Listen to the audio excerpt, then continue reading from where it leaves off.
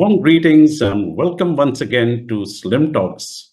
As you know, Slim Talks is dedicated to developing excellence in areas of strategy, leadership, innovation, and marketing for your businesses. So if you do like my content, please to hit the like button, please to share, and please to comment and subscribe to my channel, Slim Talks with Anil Fernandes. Today, we are going to talk a very important aspect of business and marketing. I myself have been subject to immense debates over the years on what acquires more importance, whether it's strategy or whether it's execution. We need to remember fundamentally that having a sound strategy is good, but that alone is not enough. You need to develop capability in your organization as a carrier to drive that strategy into the place that it's actually intended, into the hearts and minds of your customers to win and achieve your goals. And therein lies the importance of superior execution. On the other hand, you may have rock solid execution, but having a weak strategy is like having a weak foundation on which your business won't sustain for too long and it's bound to crash. To put in a nutshell, both strategy and execution are two sides of the same coin, and therefore organizations would do very well to bridge the gap between both strategy and execution for superior performance. So for that, the leadership imperative is really very critical. Typically, we look at leadership under two buckets, as you can see here on the slide. The bucket on the left-hand side is that of visionary leadership. A leader who sets dream aspirations and huge objectives for the team to achieve. And on the other bucket, which you see on the right-hand side, are the operational type of leaders who focus on planning, delegation, and making sure that the operational aspects are tightened in order to achieve results. Well, friends, the days of separating visionary leadership from operational leadership is long over. It's highly imperative for leaders to recognize the importance of both and to be adept at both types of leadership. In terms of visionary leadership, showing the big picture and setting winning aspirations to the team, and also in terms of operational aspects of the leadership, in terms of getting the work done and making sure the results are achieved through superior execution. Well, there was a survey done by PricewaterhouseCoopers consulting arm called Strategy Plus. And in this survey, an alarming finding was that only 7% of leaders out of 700 who were surveyed were found to be adept at both visionary leadership as well as the operational aspect of leadership. So here we have a gap to bridge. And in this talk, we will delve more into the aspects of how we can bring strategy and execution together cohesively to achieve results. In this note, I would like to draw the example of a leader who amply demonstrate both the skills straddling across the visionary form of leadership as well as the operational form of leadership. Yes, my dear friends, the leader whom I'm talking about is the highly charismatic, visionary, and inspirational leader, Howard Schultz, who's the former CEO of Starbucks. So Howard Schultz is a very classic example of a person who straddles both in terms of showing the big picture and setting winning aspirations to the team in terms of the vision, and also in terms of having a plan to make sure that the vision is delivered and the promises are delivered to the customer to achieve delivery on your goals. So the vision, what Howard Schultz set for Starbucks was to make Starbucks the third home in terms of conviviality away from the home and the workplace. So all this does not happen just by the mere look and feel of the Starbucks or the ambience that it creates. That is only a fraction of the overall effort that goes into Starbucks. But it also involves ensuring that you deploy your resource and your capability to empower your internal customers to service their customers much better, to deliver on that promise of that experience of conviviality. So Starbucks typically considers employees as their partners, and they invest heavily in terms of developing capability on this critical resource who can deliver on their promise. So these employees, they recognize the importance of their work, and they are able to link their work to the very purpose of what Starbucks stands for. And that is what makes Starbucks a different proposition altogether when it comes to different types of businesses who achieve success in terms of giving that experience to customers and wooing the hearts and the minds of their customers.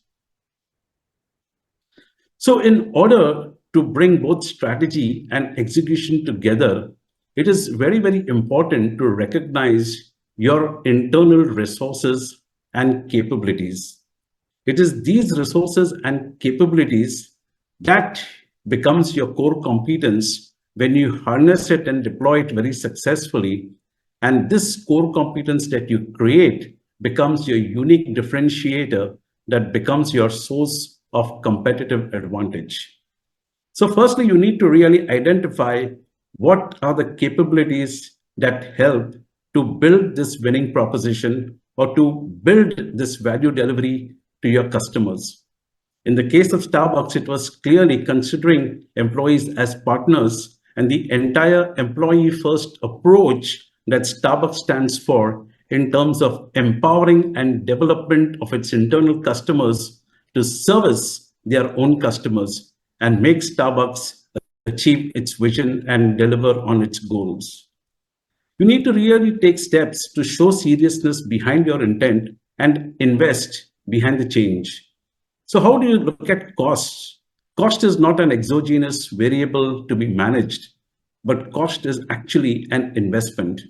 And therefore, your budgeting process is absolutely critical. So you have to make sure that the majority of the resources in your budget is deployed towards the things that really matter and are really most important in terms of achieving your goals and your aspirations in that particular market. So there has to be a clear-cut linkage between the budget and your priorities and your critical success factors. Anything else beyond this is pure dilution that is going to dilute your focus and your execution, that will make you go all over the place and distract you from achieving your goals. So stay away from those distractions and make sure that you put maximum resources on things that really matter to create impact in the marketplace. And most importantly, the cognitive tuning between the senior leadership and employees down the line is critical. Employees must understand what really is the strategy of the organization and what is the part that I have to play in terms of my contribution to make my organization achieve these goals. If I, as an employee, am aware about the purpose of my organization and how the work that I do makes a difference in order to achieve the purpose, I'm able to deliver much better. So constant engagement, motivation, training of your employees is critical in order to bring that connect between their work and the purpose on which you stand. So in order to bring both strategy and execution together, there are three fundamental pillars. The first pillar is in your approach of how you build the strategy.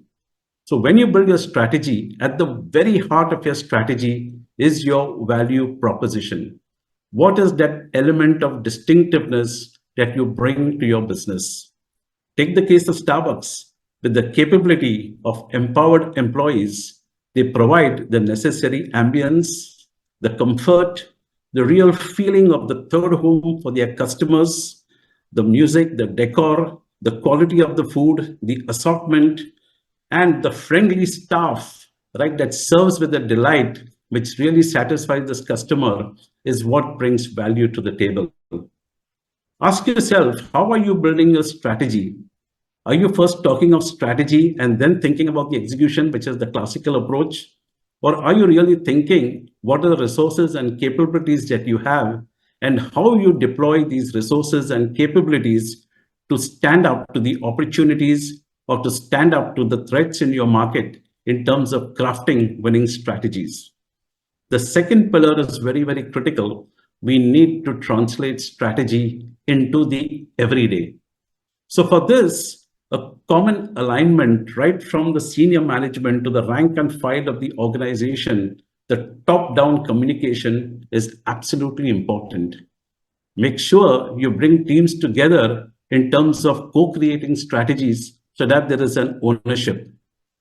Apart from that, you need to build visible programs to show your intent and your seriousness in terms of driving that particular strategy.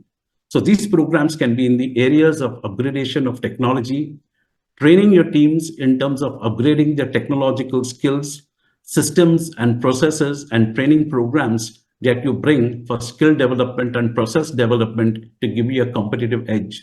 So these programs must be visible in order to empower and motivate your employees to achieve their goals.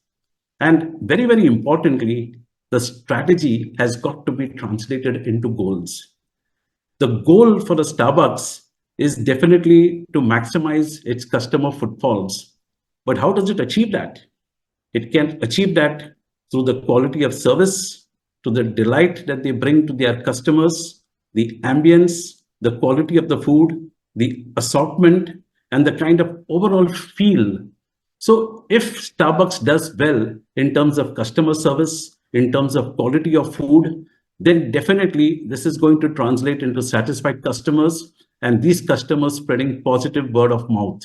So these aspects in terms of customer satisfaction must be weaved into the very goals of these employees so that these employees are able to embrace the strategy and are able to understand the impact that the strategy brings to the business because it is part of their goals and they are accountable to achieve these goals. So it is very, very important that the goals need to be linked to the strategic imperatives, as I mentioned. And the third pillar is the makings of a successful execution.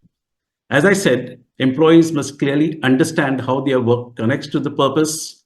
For this, you need to break down silos. You need to bring cross-functional teams together so that there is cross-sharing of resources and expertise across the table in terms of coming out with cohesive plans which needs to be challenged and refined. And finally, the commitment of the senior management in terms of not just supporting, but leaders down the line should also be able to challenge positively so that through this positive challenge, they are able to weave in improvements, small incremental improvements that make an impact to the business. So friends, to put it in a nutshell, both strategy and execution are important for the success of an enterprise. And therefore, it is imperative for leaders to imbibe both forms of leadership, the visionary leadership in terms of setting the goals and the operational aspect in terms of creating the roadmap of how to get there and to measure the results and to course correct to ensure that we are on track to deliver our results. So friends, I do hope you liked this talk, a very brief talk on the importance of bringing strategy and execution together. As I said again, if you like my content, please to press the like button and please to subscribe to my channel. And thank you for sharing your time with me. And I do hope this gives you useful nuggets to integrate into your own business and make sure your strategies bring you that success that you envisage. Thank you.